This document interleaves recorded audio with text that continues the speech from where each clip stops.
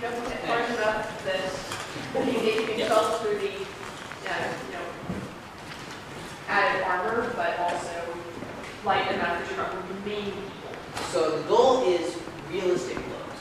Blows that would wound, but you don't need to clean people, you don't need to take off limbs or anything like that. It's just Something what we want to, we want to, we don't, so very, very light, just tiny, just tiny little boom. We're probably, that's not necessarily good because, again, the way I like to think of it, if someone did it to you with a real live sword, would that be acceptable? What would that do to you? Would be acceptable. So just a little pop, not really much. Not even a scratch, not even a sword sharp. So we go with a realistic hit. So about there. Not hard. You don't need to cleave through anyone. You just need to basically enough. You would say, okay, yeah, that would bite in. That would do some damage. That would cut me. That would. Yeah. No. Yeah, and so part of the idea was cut thrust, because also in blow calling cut thrust, there are no legs, there are no arms, there's just death. Right. The idea being that this is sort of like, almost like a war soldier's art, as opposed to the great fencing is a lot of gentlemen, we're on the streets dueling, okay, draw a little blood, oh god, I'm done. This is more of what was taught to soldiers. So the idea is if I come in and I go boom, take her leg off, I can just walk away and let her bleed out. The fight is over. There's no need for me to stand over there and watch her and let her. Help you to your feet. Right? You're starting out okay. I don't need to do any of that, so every blow is a deadly blow. It's a deadly blow. However, the counter to that is we do what's called the convention of the greater blow. So the greater blow essentially says, it recognizes that there are things. So if I come in, strike the leg, and she takes my head, she wins that fight, even though we hit each other simultaneously, even though we are both dead.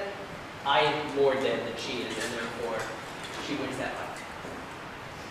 And there's also, if we both hit each other's head, but I'm slightly faster, Standard rapier, if the blow is already in motion, you count it, etc., etc. But those are the two major differences in the what's illegal hit and rapier. Both that and, of course, you allow percussive strikes. As a rapier, this is unarmored combat. So we treat front armor, which means we take everything. We take draw cuts, we take, stabs, we take a nice tip cut across the chest. All that we take. and just a hit. Yeah. Rapier. That's the only, you add that one extra hit, and then you take away the idea of arms and legs, and fighting, all that stuff. So you don't have to draw. You don't have to. No, you don't have to draw either. It looks prettier if you do. Right, and it's probably very good, Yeah, it's always, I like, As long as the blade's on and you feel low, you feel Yeah. good, then no worries. yeah, so like if I'm fighting and I take someone, and I hit someone here, I'm probably just going to come and draw all the way across. Yeah. Because it looks nice, because it's really obvious that it happened. But that first initial contact, that's enough. Yep. That's a fighting blow.